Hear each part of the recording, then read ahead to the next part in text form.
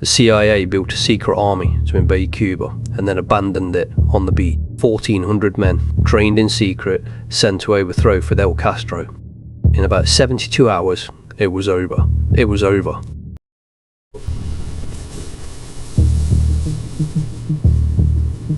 This was the Bay of Pigs, the worst defeat of John F. Kennedy's presidency.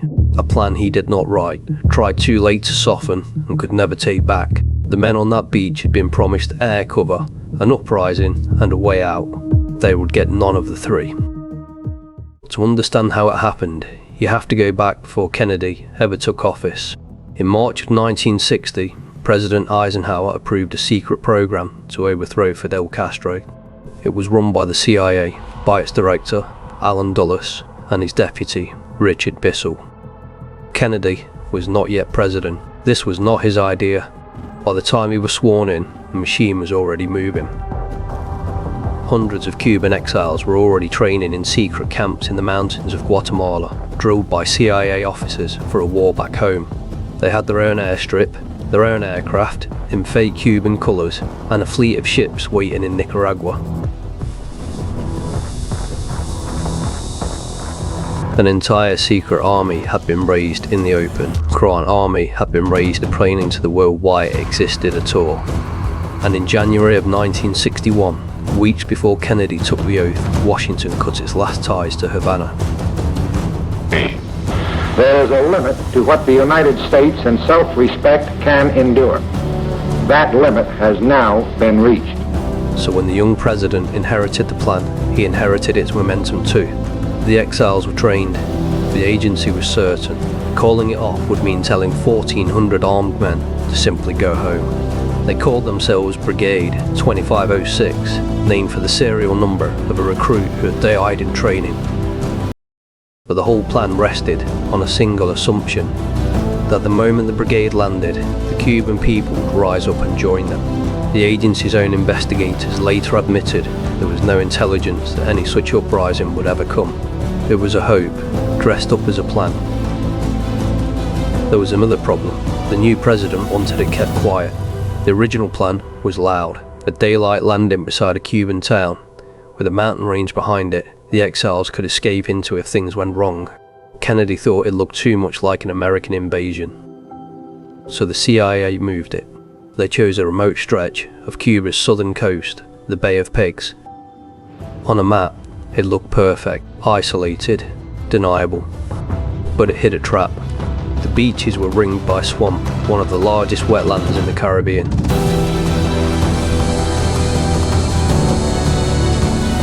The mountains the exiles might have escaped into were 70 miles away, across ground no army could cross. The old plan had given the men a way out, this one did not. To make the invasion deniable, planners had quietly made it unsurvivable. The invasion depended on one thing above all, destroying Castro's small air force on the ground before the landing. If even a handful of his planes survived, they could turn the beach into a killing ground. 2 days before the landing, 8 bombers in fake Cuban markings hit Castro's airfields. It was only a partial success. Several planes were destroyed, but Castro's fighters and his jet trainers survived. Then the cover story fell apart. To sell the lie that these were defecting Cuban pilots, one bomber had flown to Miami. America's ambassador to the United Nations, Adlai Stevenson, who had not been told the truth, stood up and swore the United States had nothing to do with it. He was holding a photograph of the defector's plane. It had the wrong nose. The fake carried a metal nose. The real Cuban bombers had plastic ones. Within a day, the whole world could see the United States was lying. Humiliated, with the invasion only hours away, Kennedy made the decision the CIA would blame forever. He called off the dawn airstrike that was meant to finish off Castro's remaining plane. Now, who was to blame for what came next has been argued over for 60 years. The CIA's men said Kennedy doomed the brigade the moment he pulled its air cover. But the agency's own secret investigation reached a harder verdict. The plan had been built to fail long before that strike was ever cancelled. Both of those can be true. Hold on to both. In the dark, early hours of April 17th, the brigade came ashore at the Bay of Pigs, and Castro's surviving planes were waiting for them. At dawn, a Cuban fighter sank the ship carrying the brigade's ammunition and fuel. 10 days of supplies and most of the brigade's communications gear went to the bottom of the sea in a single strike. The second ship, the Houston, was hit and driven onto the shore miles from the landing, stranding hundreds of men who never reached the fight. In minutes, the men on the beach had lost most of what they needed to keep fighting. Castro answered fast and in person. He rushed thousands of troops, tanks and artillery towards Beachhead and directed the counterattack himself. The exiles fought harder than anyone had expected. For 3 days they held a shrinking patch of sand, dug in around the airstrip at Playa Girón. But they were outnumbered many times over, cut off from the sea and down to their last rounds. And the reinforcements they had been promised were never coming. Kennedy authorised one last, desperate gesture, unmarked American jets, to cover the brigade's own bombers.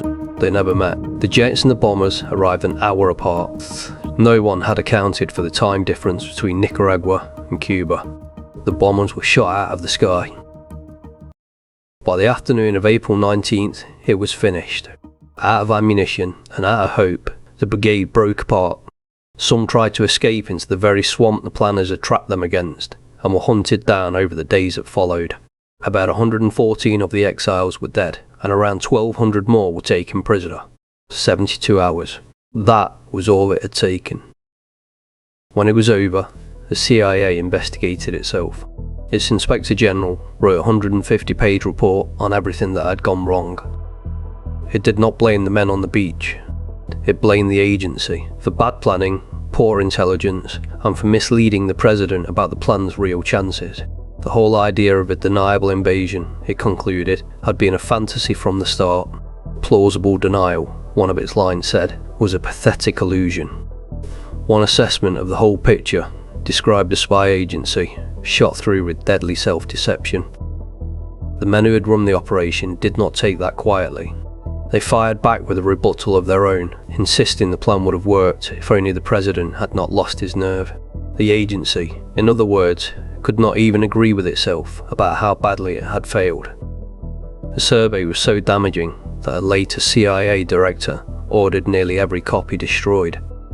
It stayed buried for almost 40 years until a group of researchers finally pried it loose. And Kennedy, he could have handed the blame to the CIA and the report would have backed him. Instead, 3 days after the surrender, he stood in front of the cameras and took it himself. There's an old saying, he told them, that victory has 100 fathers and defeat is an orphan. I am the responsible officer of this government, he said. In public, he took the fall. In private, he was furious at the agency that had promised him a sure thing and at himself for believing it. Within months, he eased out the two men who had built the plan. The director, Alan Dulles, and his deputy, Richard Bissell. He would never fully trust his generals or his spies the same way again. The 1,200 captured men were paraded on Cuban television, put on trial and sentenced to 30 years. Castro knew exactly what they were worth, and he was willing to sell them back. An early attempt to ransom them for tractors, led by a private American committee, collapsed, so the negotiation fell to a New York lawyer named James Donovan, with Robert Kennedy quietly leaning on drug companies and food firms to donate. In the end, the United States bought the brigade back for $53 million in baby food and medicine. The first prisoners flew home just before Christmas of 1962. Days later, at a stadium in Miami, survivors handed their brigade flag to President Kennedy and he promised to return it to them one day in a free Havana. That day never came. But the humiliation did not fade. It hardened into something worse. Kennedy came out of the Bay of Pigs convinced that Castro had to go, not with an exile brigade next time, but with the full secret weight of the United States behind it. He launched a covert war of sabotage and plots to kill Fidel Castro himself. And that secret war would drive Cuba deeper into the arms of the Soviet Union, which would put Soviet nuclear missiles 90 miles off the coast of Florida, which would carry the world closer to its own end than it had ever been before or since. The brigade lost its war in 72 hours. The war that defeat set in motion would run for another 18 months and very nearly take everyone else down with it.